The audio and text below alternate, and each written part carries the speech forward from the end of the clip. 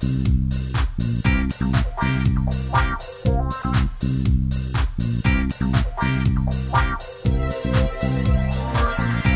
and welcome back to the TVBinges.com Pilot Roundtable, a Southgate Media Group podcast. I'm Kyle Tremblay, the editor of TVBinges.com, and I am joined as always by a fellow TV Binges writer. She's moving into the worst house in the best neighborhood. It's Olivia Richards. Hello. Hey, you just described my college experience. Hey, there you go. So we are talking about our first ABC comedy of the fall season. It is called Speechless. Olivia, what did you think? Oh my gosh. I remember when we were talking about The Good Place, and we both just decided that it was a show that just gave both of us a very warm, happy feeling. That's definitely how I'm feeling with this premiere. I just left feeling happy and optimistic and just really ready to start the day, and that's a really nice feeling to get from a network premiere. Yeah, so this is a comedy about a family, and the youngest son has cerebral palsy. That's the affliction, right? Yep. Yeah. Okay. So the story is basically this very committed mother is sort of rallying against a world that doesn't quite know how to deal with her son, and it derives a lot of comedy from that, as well as the interaction between the family members. And I thought it was extremely charming and quite a bit better than I was led to believe by the trailer. I know you were really in on this on the trailer. I'm only just joining you on this bandwagon. What about this did you like? Oh gosh, I think it was so many different elements. First and foremost, Minnie Driver. Like, anything that she does is something that I want to see. I think there was an incredible dynamic with the family in a way that I think we've talked about this with, Red Band Society, where it felt like they were really trying to play up the sympathy, and they were basically trying to force the feelings onto you. And this is a show that didn't do that. This is a show that really showcased a family that was dealing with a child with special needs, but at the same time didn't beat you over the head with it. It didn't make you, it didn't hold up like little cards that like went like, oh, and then you had to all along with it, or else you were like a horrible monster. You have JJ, who's the child with cerebral palsy, and he is still sarcastic and mean at times. And, you have the mom who's a total bulldozer, and you have the kids who are trying to kind of find their place in the family when one of their siblings needs the most attention. And I think the entire dynamic of this family, and then you take that and move it into kind of these bizarre circumstances that they're now in. It made the entire thing feel very welcoming, and it let you decide what you were going to feel, which I really appreciate. Absolutely. I think that's really well put. I think if I could boil it down to one decision, and oftentimes for comedies comes down to one decision, making JJ the sort of center of the comedy as opposed to the center of the drama was an inspired choice. Because it would have been so easy, and the reason I wasn't excited about this show is I assumed it would fall into this, which is have all the surrounding family members be comedic characters and have JJ be the emotional core of the show. And that would lead to a very cheesy show. That would lead to a very artificial and sort of superficial show. And I just thought that's what this was going to be. But turning him into... He got the biggest laugh lines of this episode, even though he doesn't talk. And that's quite an accomplishment, and his interactions were the funniest part of this episode. And the emotional core of the show actually is the mother, who is fighting for his the Minnie Driver character, fighting for his rights in a certainly comedic way, but her struggle is the sort of real emotional struggle of the show.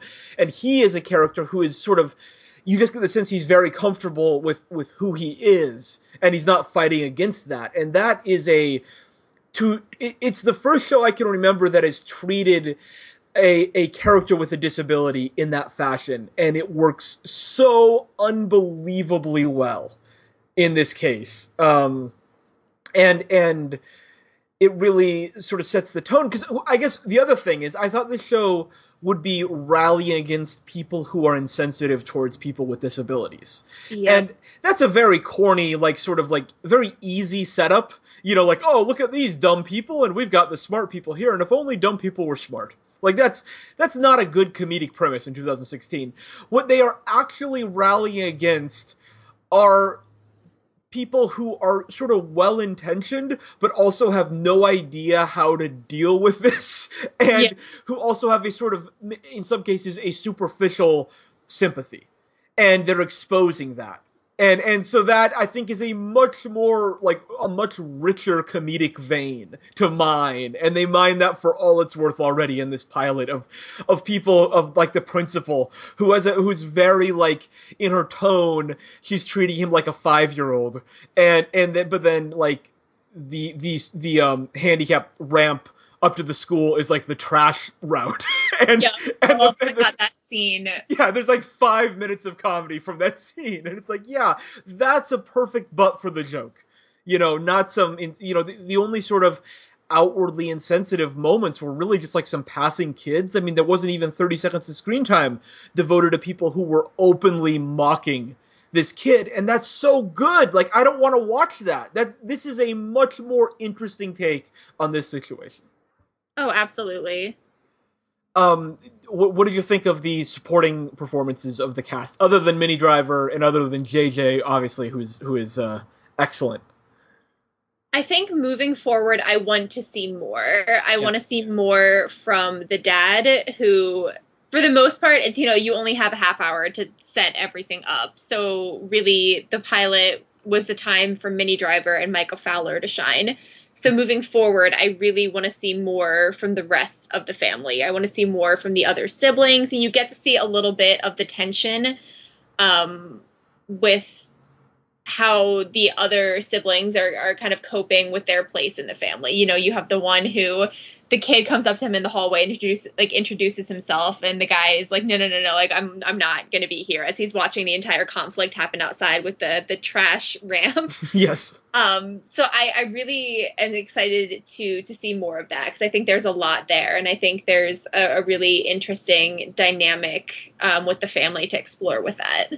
Yeah, and I thought there was a really nice scene where Minnie Driver's character is, you know, has conflict with the older son, because she is always sort of looking out for her youngest son. And that's a good natural dynamic to set up. And I think it feels like a show that's coming from a place of passionate care about this subject.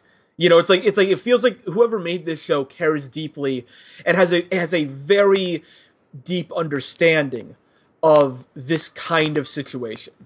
And that is so, like, that is excellent. That is what I want from every comedy, and why so many comedies fall flat is that they're about situations that the creators and writers of the show don't seem familiar with or to particularly care about getting right.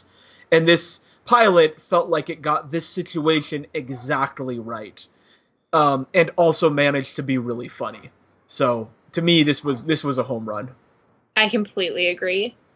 So this premiere did a 2.0 in the demo with 7.29 million viewers, which is right in line with The Goldbergs, another comedy that really understands its subject matter. ABC, by the way, with these comedies, like this one, Speechless, is really good, and ABC already had like 4 of the best, maybe 6 comedies on TV, so they are... I know, ABC's been crushing it. Yeah, and they're all sort of very modern, they have modern sensibilities, and seem to, you know, like Fresh Off the Boat, a show like that, seems to really, like, care about its subject. So, like, wow, ABC has figured something out, and you hope that ratings like this are going to continue or even go up, because you want to see networks get rewarded for putting shows like this on the air. So do you think this one's going to be canceled quickly, make it through the season, or renewed for next season? I absolutely think this is going to make it through the season, and I have my fingers crossed that it's going to be renewed for another. I think ABC's got another comedy gym on its hands, and I think, like all of its other shows, Blackish, Fresh Off the Boat, The Goldbergs, it's gonna go for another season at least. I think they are onto something here, and they don't want to stop the good vibes. So your final verdict, Olivia, thumbs up or thumbs down on Speechless? Oh, this is a big thumbs up for me. Big thumbs up for me as well. Wow, we are... I know! I mean, remember last season? I think it was like 9 shows before I gave a single thumbs up. Those are dark times. Yeah, we've had This Is Us. What was the other NBC? The one that we both really liked? The Mike Schur show? The Good Place. The Good Place. The Good Place, This Is Us, Speechless. We are really... It's a good start to the season. But yeah. I know. I feel like we're living in some sort... Maybe we're in the good place, and we don't even know it.